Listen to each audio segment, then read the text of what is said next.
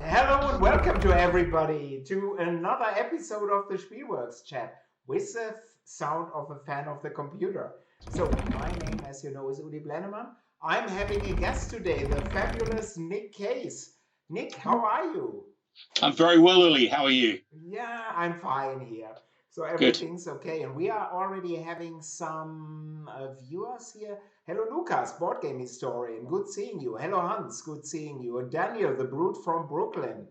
Um, yeah, and he's saying got some feedback in the audio. I think it was you, Daniel. So I think so. Hello, Drösig, and hello, Stefan Risthaus, designer.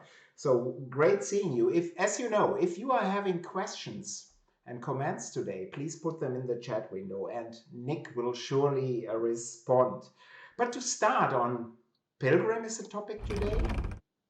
Tell us, please, some basics about the game. The absolute basics are Pilgrim is a game for 1 to 4 people. So there's a solo mode that takes about an hour. 4 players, when they know what they're doing, will take about 2 hours to play, maybe 2.5 hours on the first outing. It's due to launch on the 4th of March and should be ready, delivered around October of this year.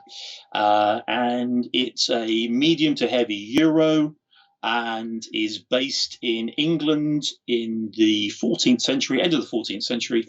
And as a player, you are the abbot or abbess of an abbey, looking to do all of your duties that are associated with that abbey and sending your acolytes out into the great wide world to do great works. Yeah, really fascinating topic, but Nick will tell us more about this topic in a second. And as Nick said, this is already going to GameFound, so to crowdfunding this Friday. So just in a couple of days. Now, let me put in the GameFound URL, the campaign site.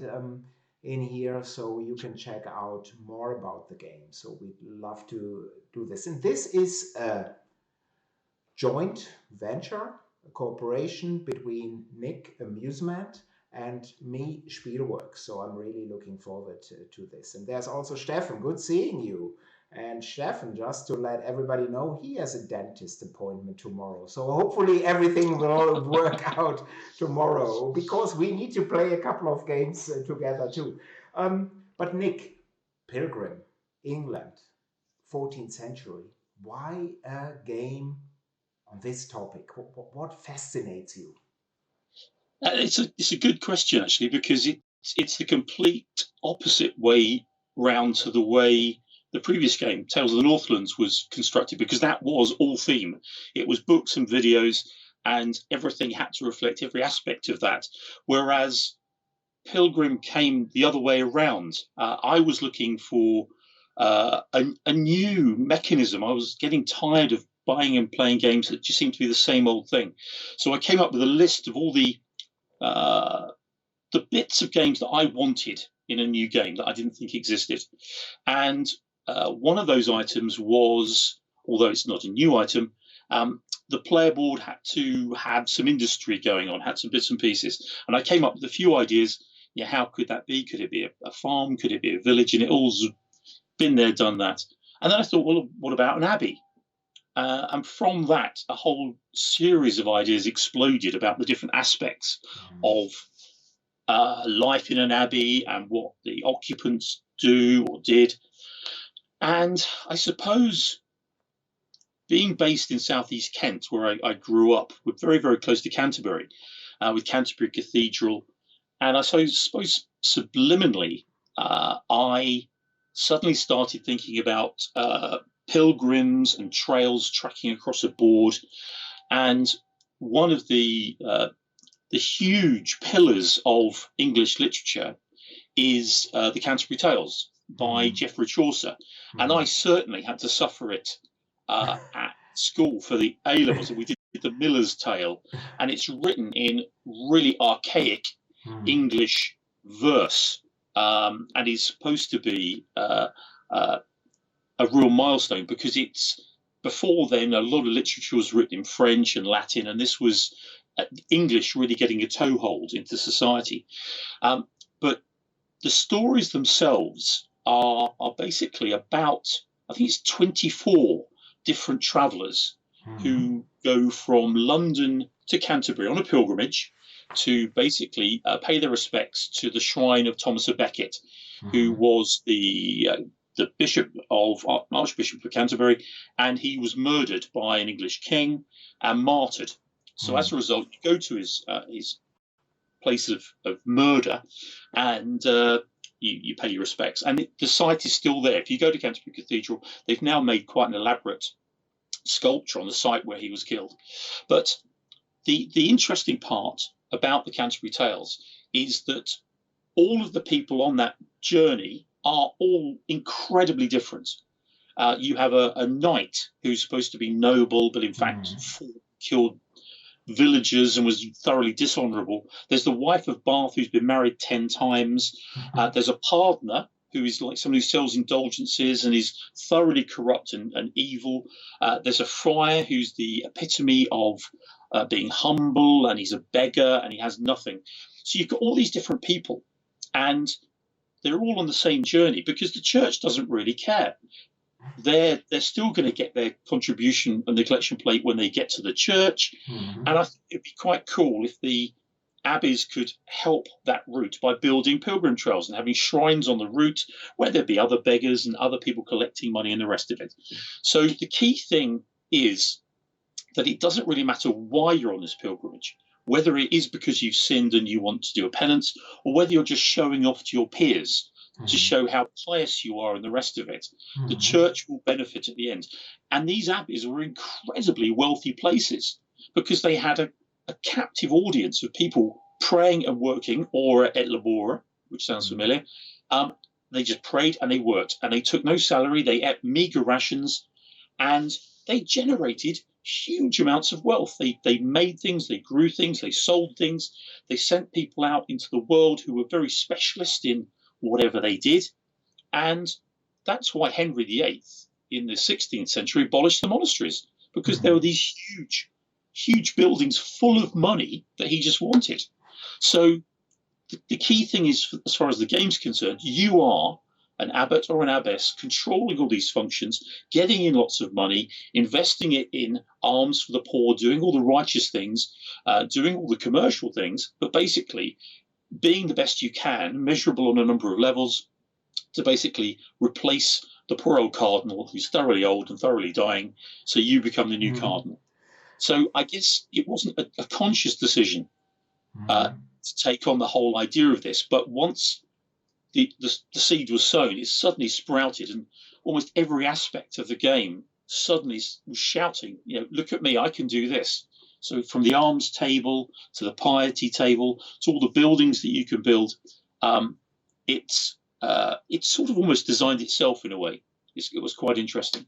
Yeah, it sounds fascinating, really, Nick. What in Germany we know the Canterbury Tales, but not a lot. And Daniel, by the way, in the chat, he said, yeah, Canterbury Tales is a slog.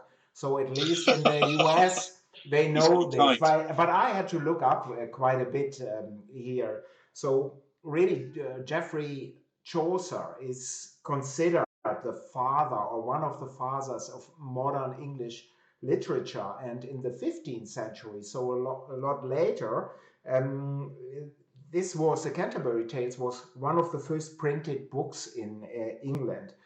And if you are not like to read, so you can still watch the Pasolini movie from 72. So this is a good chance to know a little bit more about this. But really fascinating topic. And what interests me, Spielworxx, is really that Nick has done a marvelous job to connect interesting mechanics with the topic. So this is a perfect blend in my opinion. And Lucas, a board game historian, is saying this really sounds fascinating.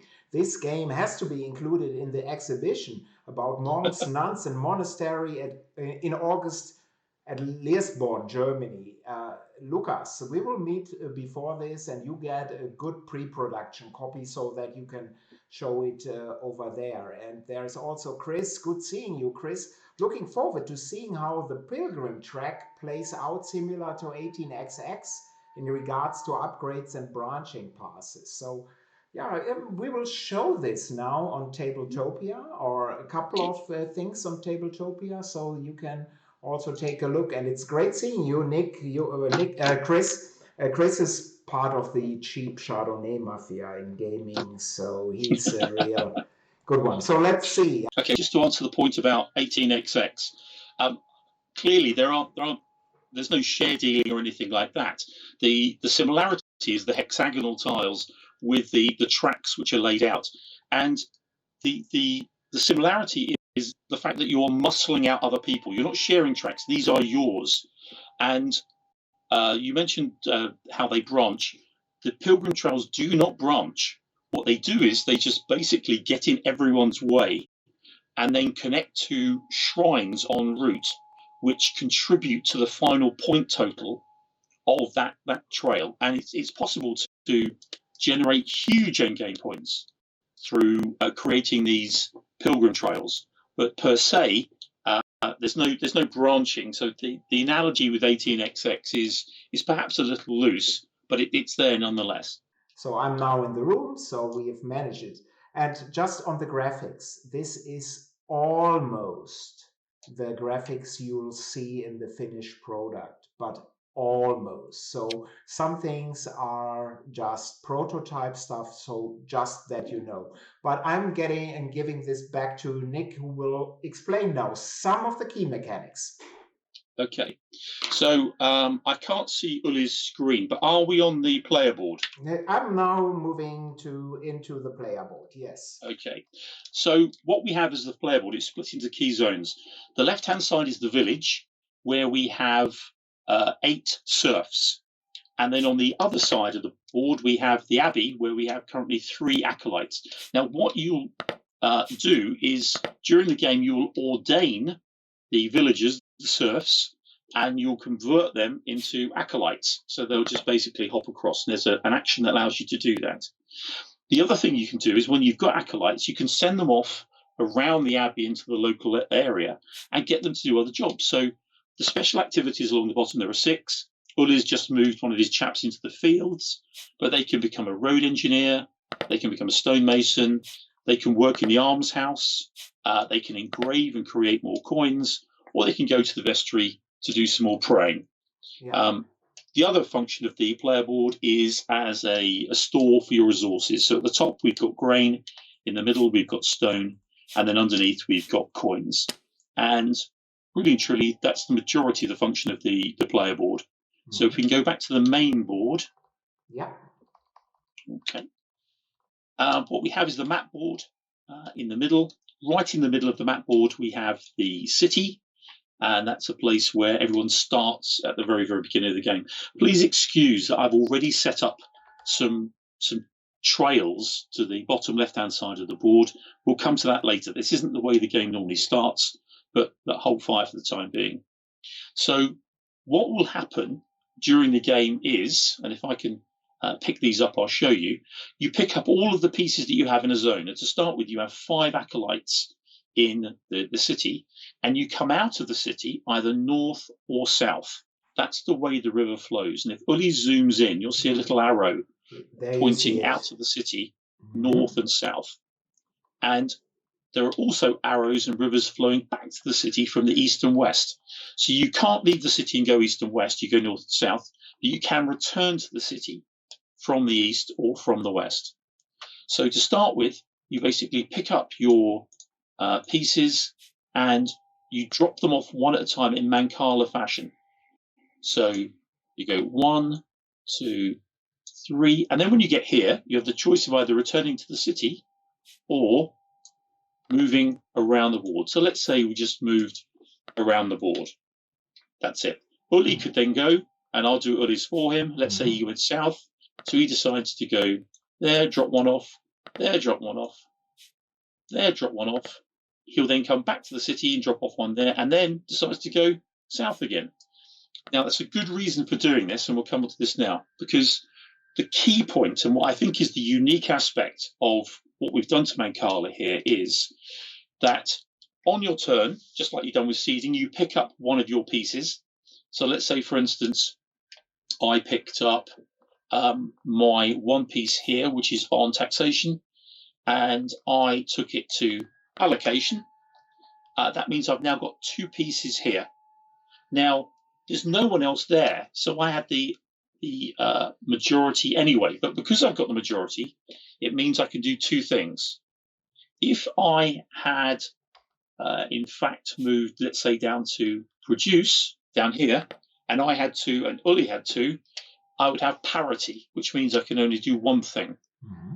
And if the situation was this, where Uli had three and I had two, I have the minority, so I can do one thing, but I have to pay a coin to do it. Mm-hmm. And that's the key thing. If you have the majority, you do two. If you have parity, you do one. If you have the minority, you do one, but you have to pay for the privilege. However, just to try and reset this to try and make up for the mess I've made, I moved on to allocation, which means I have the majority there, so I can do two things. And Willie, if you can double click on the allocation tile, just to show everyone what it does. Done. Yeah. Done. Okay. We talked earlier about the player board. With this, we could move two acolytes from the Abbey to a special activity each. There can only be one acolyte in each activity, and they will contribute to things later on. Mm-hmm. So that's what the allocation action is all about. When you've done that, mm-hmm. you then move the acolytes back to the city, and then it's the next player's turn. So Uli would then have to move someone. So he thinks, oh, actually, I'd quite like to go here. Just because you've moved to an area doesn't mean you have to action that. Mm-hmm. And in this case, Uli would say, well, actually, I've got the majority down here. I've got produce. So I'm going to do two things because I've got more than Nick. And with that, you can produce 2 stone or 2 grain. Mm-hmm. And going back to the player board, if you'd placed an acolyte on the special activity, which is the field or the stonemason, you would produce an extra resource as well. So with the majority, Uli produces 2, either stone or grain. You can't have both. Mm. And if he had a chap on one of the special activities on the player board, he'd produce an extra to make it 3. So he could get 3 resources. So he'd add those to his player board, and these chaps then move into the middle. And that is basically the end of turn 1. So the marker moves round 1 space, and then you basically repeat. You look at the piety table to see who goes first, and you take it from there. And Nick, what I think is important to repeat is that it's not necessary to conduct the action or actions of the duty tile. You explained this, but let me just repeat it. Where you move to, so you can use any where you have an acolyte and then do the action. This makes it really fluid. This is a great thing to add. Yeah. And without giving people tactics ahead of the game, it's a way to make life rather difficult for your opponents as well, because you can have a majority somewhere already and see that a player is looking to get a majority somewhere else, and because you've got the advantage in turn order, you can move to that space that you think they want to go on and ensure that they can only get a parity. So they'll only get one thing. So there is an element of Scrooge in the game. It depends on the sort of people you're playing with, I guess. It's entirely up to you. And there's Tony Boydell here. Hello, Tony, by the way. So this is a mechanic to screw him. So I already like that.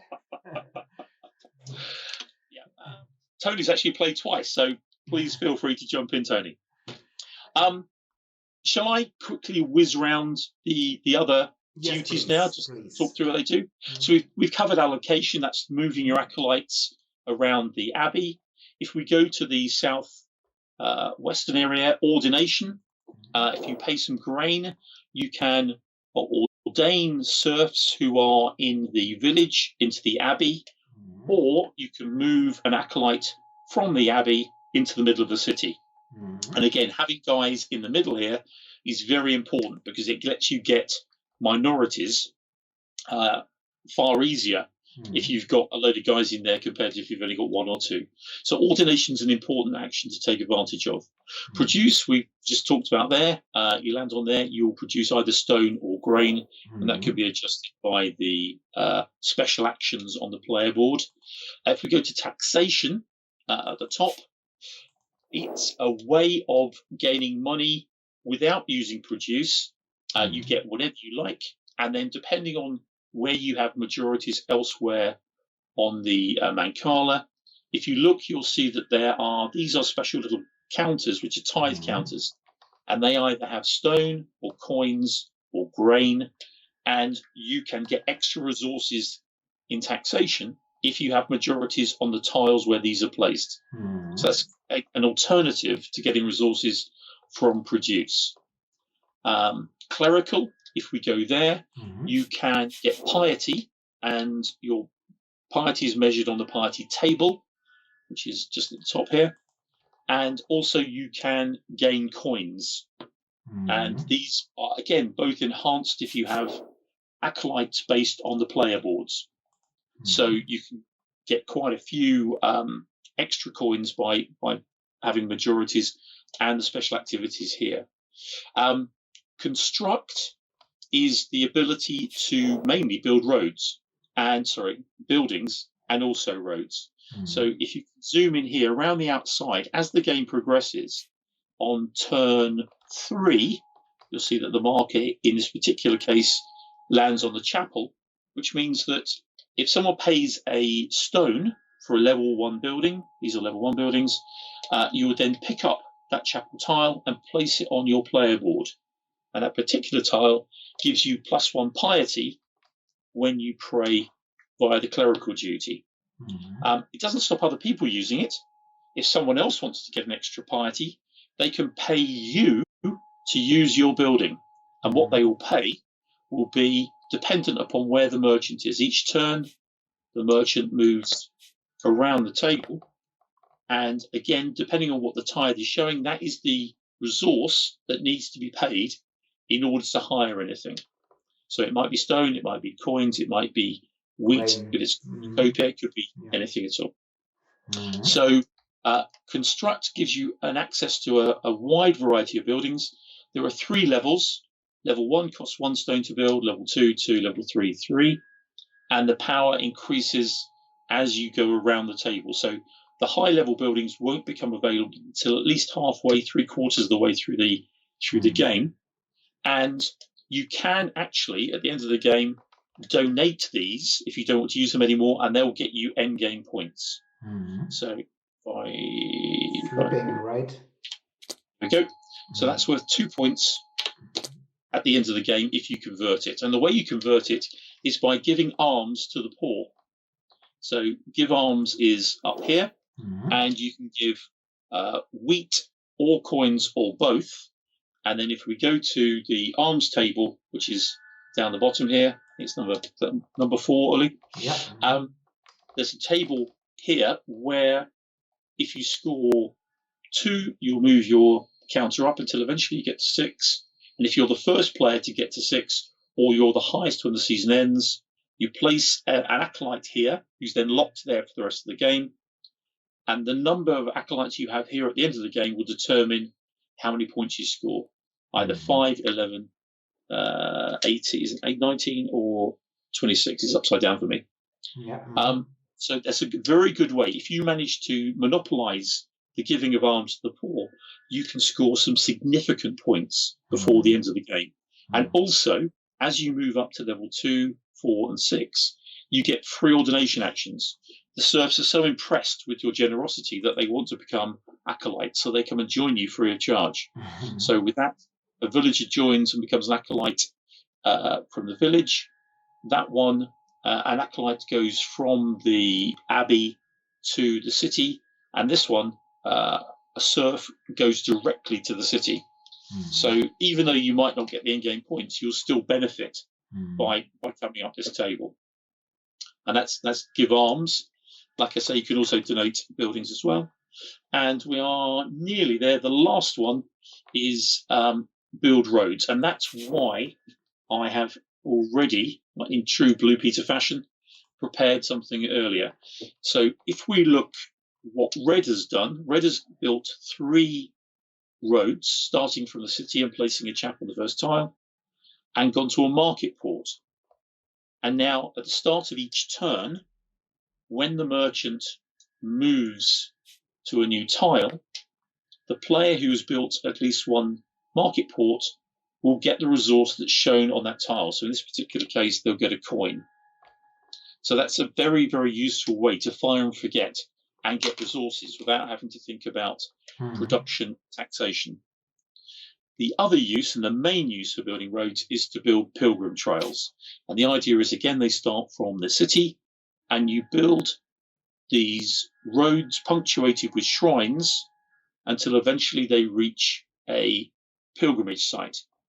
And you place a acolyte on each shrine and on the final pilgrimage site. And again, these can reap huge points at the end. The key thing being, though, that if someone can see that you're building a building, there's nothing to stop them from coming in and trying to build shrines or to basically block your route, to stop you getting to that last tile, which will result in a huge landslide of points. Because if you construct a unique length of trail, you'll get a cardinal favor tile, which is shown under the party table, for points as well as the value of the trail itself. So, in short, and that's a very whistle-stop tour through the rules, they are the 8 duty tiles, which the setup here is for the recommended first game, where the duty tiles are as kind as they can be, where the buildings are as helpful as they can be and as straightforward as they can be. If you play an advanced game, you will actually set all of these up randomly. So it won't have produce and taxation in the most accessible space. You'll notice that because you have to come out north and south, the hardest place to get to is either in the northwest or the southeast, because you must go 1, 2, 3, 4 to get there. So it's quite hard to get to these areas. And if production is there, then you're going to have to look for alternative ways of actually getting stone and getting wheat. Likewise, there are 8 different buildings for each level. So there are 24 buildings in total, but 4 for each level will only come out. So they'll come out in a different order and a different distribution. So the games will be different from that point of view. And the final thing as well is that the pilgrimage sites, which are the gold tiles here and here, will vary in their position along each quadrant. And for that reason, the distance between them will vary. And that distance is the season length that determines when the alms table is calculated. So in this particular case, they're all 6 apart, so they're all nicely spaced out, and it gives you time to think about them. If, however, one pilgrimage tile was to the left of the northern market port and the second one was there would literally be 1 turn before. So you'd have to rush out, get your alms in as soon as possible, just to maximize the points. And so much of the game is dictated by the initial configuration of the board. When you play, first of all, the trick is just play, get used to the majorities, and take it from there. Once you've got 2, 3, maybe 4 games under your belt, you'll suddenly realize, hang on a minute, there's some interesting stuff I can do here. For instance, if you build a building, you are actually freeing up space to build on underneath. So currently, that market port is inaccessible. If you actually build that building, you could actually go in and reach it that way. I could go on a lot more, but I think as far as the summary is concerned, that's enough to be getting on with. Yeah, I think this was a wonderful explanation of the key mechanics. Thank you, Nick. And as you see, there's, of course, a lot more in there. But from my point of view, is important that there is a lot of variability in the game. But after you've set up the game, there is 0 randomness. It's really what you do, what determines your success, or in my case, my lack of success in the game. So this is really something that is great because, as Nick has said, the duty tiles they don't have to arrange in this way, and of course, building all these routes on the board will be different from game to game. There are double the amount of buildings in the game that you see here. So there is a lot going on with, in my opinion, after half of if when you're in the second half of your first game, then you know the key mechanics. So it's not a game that is mechanically super complex, but it's very difficult to play well. So this is always, in my opinion, some sign of a great game. So Tony is there. I love the buildings that lets you travel along any river coming out of the city. And he's also saying this very elegant interlacing of traditional mechanics with some cheeky wrinkles. It is a very interactive experience.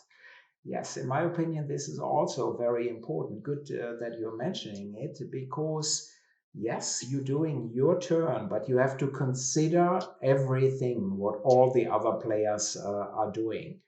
And Lucas is saying that sounds this game could destroy relationships very effectively. And no, it's not that mean. You can play in this way, but it's not meant to be.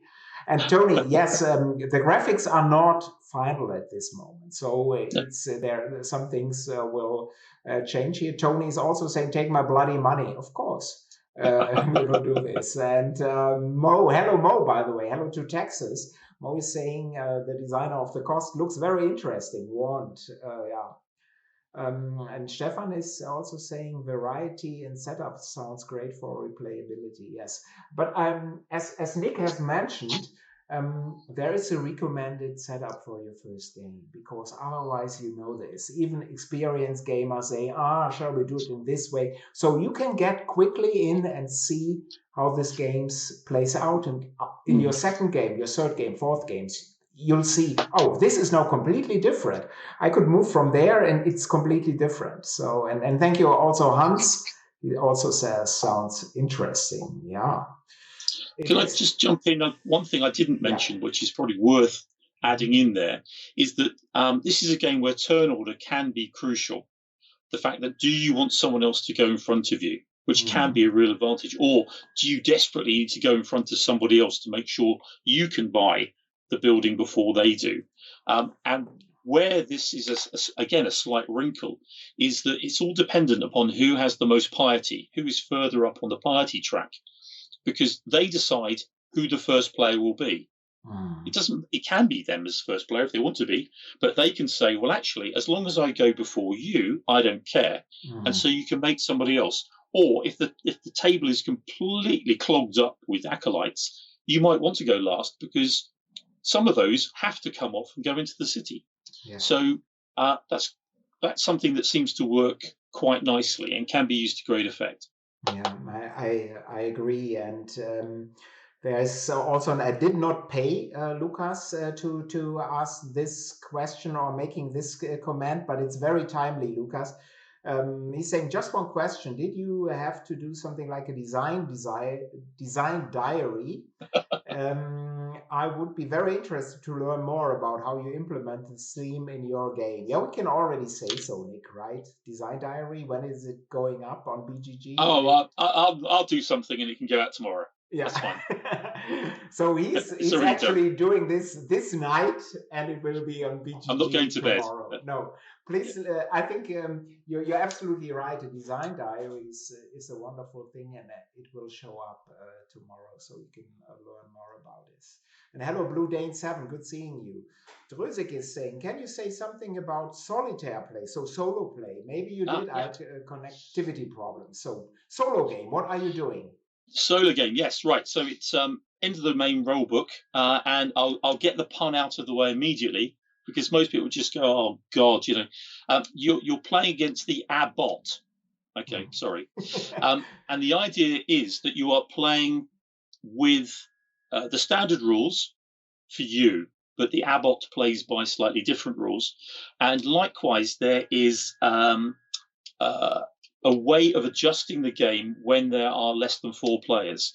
What you do is you take one of the colours you don't use and you distribute a few around the duty tiles so that some will normally have a person on them. Every time the season changes, they move, so some become vacant potentially, but some are full. And that's the principle that's used with when it's just you. The abbot will have some clever movement, which is programmed into its AI, but there is also the other dummy player, which is there just being a pain and making it harder to get majorities. And what the abbot does is based upon 30 solo counters, which are varied depending on the season. So we go spring, summer, autumn, winter. And when those seasons start, you add those new counters into the bag. You don't take the old ones out. So you shake them all up. So there's a mixture in there. And what that does is prioritize certain actions throughout the game, which are going to be more helpful. So they're less likely to be building roads at the start of the game, more likely at the end. And it could well be that the abbot's tired and he has a rest and he doesn't do anything at all. So there's a slightly programmed but random element to what the abbot does. You don't quite know where his pieces are going to come out or how he's going to distribute them, but it's a very simple system. So the turn order is exactly the same. If you've got the highest piety, you'll decide who goes first. Otherwise, the abbot will go first. You take out on the abbot's turn one of the counters.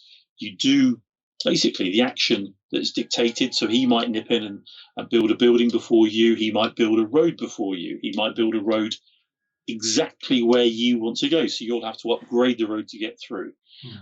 It's quite. There are a couple of ways of playing. You can either play a single game, which has 3 levels of difficulty, which is the determinant of how many dummies there are also on the duty tiles. Or you can play a campaign where you'll play 3 separate games on an ever-increasing level of difficulty, and you must score a certain number of points to become the new cardinal. And that's basically it. So in the end, I was playing a solo game in just under 50 minutes. Yeah, so but you are an experienced gamer, so... But still, it's not evening long experience. So really nice. And Daniel is saying abbot, fantastic, well done. Yeah, and Tony again is Tony. I'm not repeating his comment. So now, but Stefan is is having a question.